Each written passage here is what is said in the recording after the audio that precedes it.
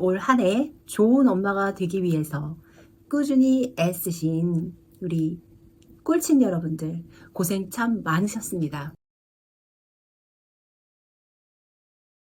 매일매일 어떻게 하면 좋은 엄마 노릇을 할 수 있을까? 좋은 엄마가 될까? 공부하고 고민하고 저와 함께 1년 동안 쭉 같이 우리 중학생들, 사춘기 아이들 같이 공부해 주셔서 정말 감사합니다. 올 한 해 너무너무 애쓰셨습니다. 지금도 이미 충분히 좋은 엄마라는 거 잊지 않으셨으면 좋겠어요. 충분히 좋은 엄마, 지금 그대로의 엄마입니다. 좋은 엄마라는 것에 답이 있을까요? 기준 100점이 있을까요? 내가 정말 좋은 엄마고 주변에서 혹은 아이한테 정말 좋은 엄마라도 스스로 100점을 주시기는 쉽지 않을 거예요. 그만큼 자녀에 대한 사랑은 끝이 없기 때문에 이 정도면 됐어 라고 만족하기가 어려운 것 같아요. 노력하고 절차 탁말하는 말처럼 지금 충분히 좋은 엄마인데도 노력하고 있는 건 아닌가 싶은데요. 좀 더 좋은 엄마, 조금이라도 내 욕심에 다가가는 그런 엄마가 되기 위해서 같이 노력해 봐요. 자, 그러면 정말 좋은 엄마란 어떤 엄마일까? 우리 많은 기준이 있지만 공부 잘하는 아이들, 최상위권 아이들, 엄마들은 어떤 특징이 있을까 알아보면서 내년을 준비하도록 하겠습니다.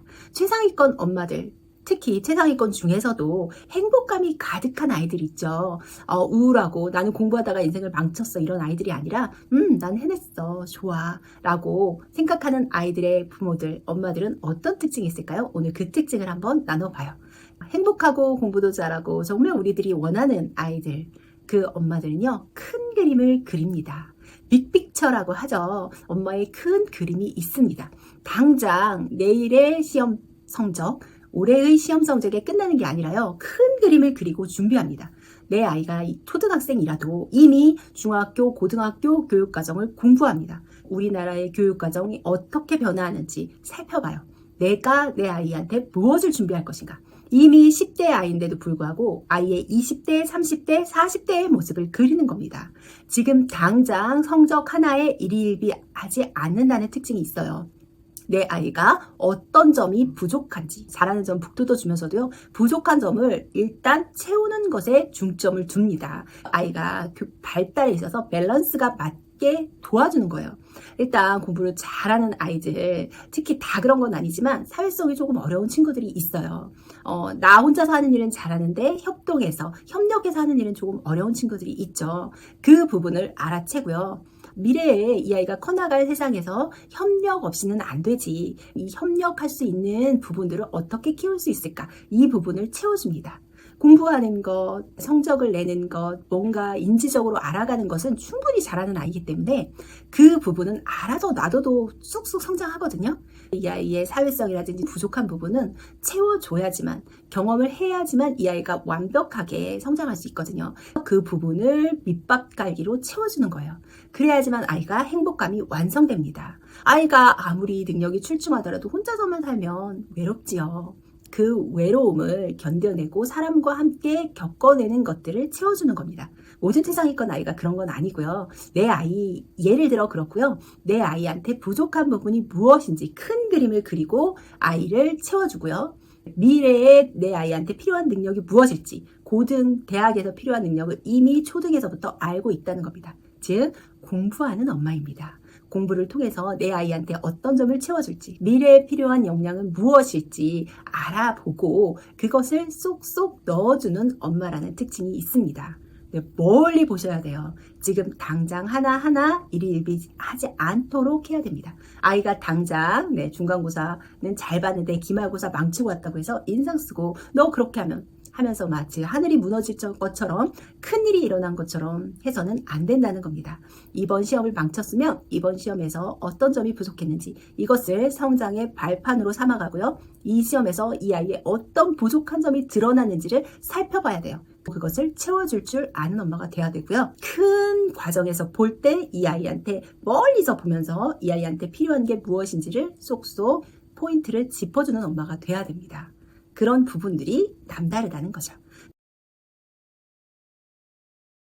두 번째 다른 점은요, 관계가 좋습니다. 아이한테 맞는 말을 하되 기분 좋게 합니다. 아이의 기분을 상하지 않는 선에서 하는 거죠. 아이가 굉장히 논리적인 아이라면 논리에 맞게 이성적으로 설명하는 거예요. 아이가 논리적으로 설득이 되는데 그러면 엄마 말을 따르는 게 좋겠다라고 생각하는 거죠. 잔소리가 잔소리 아니게 들리게 하는 능력이 있습니다. 이것은 또한 아이 맞춤형해야겠죠. 아이가 어떤 아이인지 내 아이의 특성을 고려해서요. 감성적인 아이라면 감정을 건드리지 않으면서 복도도 주는 방법을 택하고요. 이성적인 아이라면 논리적으로 아이를 설득해가는 방법을 택하는 겁니다. 정답이라는 것은 아이만이 갖고 있습니다. 내 아이에게 익숙하고 편안한 방법, 내 아이한테 말이 먹히는 방법으로 대화를 시도한다는 거죠. 아이가 엄마랑 대화를 하고 났는데 불쾌하지 않은 게 특징입니다. 기분 좋지 않은 지적을 들었는데도 결코 불쾌하지 않은 거죠. 아이의 특성에 맞게 이야기하는 것도 있지만요. 이런 말이 기분 나쁘지 않으려면 일단 관계가 좋아야 돼요. 아이가 엄마를 좋아해야 합니다. 믿고 따라야 돼요. 좋아하는 엄마의 말이니까 맞겠지. 내가 좋아하는 나의 엄마의 말이니까 따라주고 싶다라는 마음이 밑에 깔려 있습니다. 아이가 기분 좋게 그 말을 따르고 긍정할 수 있는 거죠. 관계가 좋다는 것은 그것입니다. 아이를 윽박지르거나 밀어붙여서 뭔가를 해결하는 것이 아니죠.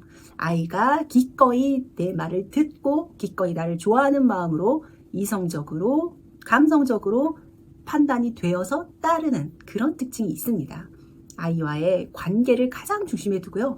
관계를 해치는 행동을 하지 않습니다. 아이한테 불쾌한 얘기를 하게 되더라도 너무 직접적으로 다이렉트로 하지 않고요. 뒤로 물러서서 온화한 마음으로 진정을 한 다음 얘기한다는 특징이 있습니다. 그러면 아이도 마음을 그만큼 다치지 않지요. 엄마가 나한테 도움이 되는 얘기를 하고 있구나. 기분 나쁜 얘기지만 돌려서 별로 기분 나쁘지 않게 하고 있구나라는 믿음을 줍니다. 그것을 통해서 아이와의 관계를 좋게 유지하는 거죠. 아이가 늘 엄마의 제안을 기분 좋게 따를 수 있고요. 엄마와 함께 미래를 그려가고 자신의 하루하루를 성장해 나가는데 도움이 됩니다. 세 번째는요. 이런 차원에서 아이의 의견을 따르는 것처럼 착각하게 하는 특징이 있습니다. 엄마가 가고자 하는 방향이 없는 건 아니에요. 엄마도 아이를 끌고자 하는 방향이 있지만요. 뒤에서 밀어주는 것처럼 도움이 된다는 것입니다. 아이가 생각할 때는 내가 주관해서 내가 결정해서 지금 이 길을 가고 있어 라고 생각하게 하는 거죠. 아이와의 대화나 아이와의 평소와의 많은 이야기들을 통해서 엄마가 어떤 방향을 제시하고 있는 거예요. 끌고 가진 않지만 뒤에서 밀어주고 있고요. 그 방향을 잡아주고 있지만 아이는 어떻게 생각하죠? 내 스스로 그 방향으로 가고 있다고 생각하는 겁니다. 이거는 평소의 대화가 굉장히 중요해요.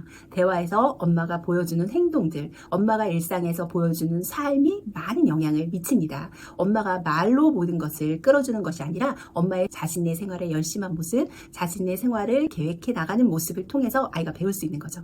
평소에 자신의 삶을 이야기하면서 자기가 중요하게 생각하는 가치관들을 자주 들려주시는 거예요. 아이가 자연스럽게 그 가치관을 흡수하게 됩니다. 너는 이렇게 살아야 돼 라고 이야기하는 게 아니라요. 나는 이렇게 살고 있어 라고 보여주는 거죠. 그것을 통해서 엄마가 나의 삶을 끌어당기는 것이 아니라 엄마의 삶을 통해서 자연스럽게 내 삶에 투영하게 됩니다. 그러면서 나도 저렇게 삶을 살아보고 싶다. 나도 내가 따르라 하는 엄마처럼 저렇게 한번 해볼까 라는 마음이 생기는 거죠. 아이는 엄마의 그늘을 보면서 뒷모습을 보면서 행동을 보면서 자랍니다. 많은 말로 아이를 설득하는 것도 필요하지만 보통의 생활에서는 직접적으로 행동으로 보여주시는 게 중요합니다. 엄마들의 행동을 많이 보여주는 거죠. 우리도 우리 인생의 목표를 하나 세워보고요. 그 목표를 향해서 정진해 나가는 모습을 함께 아이한테 보여주면 어떨까요? 그게 100마디, 1000마디의 말보다 아이한테 등대처럼 이끌어 줄 겁니다. 엄마가 저렇게 열심히 하고 있구나. 목표를 가졌을 때 저렇게 길을 따라가는구나 라는 생각이 들면 아이도 뭔가 하고 싶은 의지가 생기게 되는 거죠. 엄마처럼 저렇게 한번 해볼까? 라고 말이에요. 또 한 해가 곧 밝아올 텐데요. 이제 아이한테 포커스된 인생의 중심을 내 인생으로 한번 바꿔보세요. 그 목표를 향해 열심히 나아가는 모습을 아이와 함께 공유해보세요. 그것이 아이한테 끄는 엄마가 아니라 밀어주는 엄마의 그런 모습에 도움이 될 것입니다.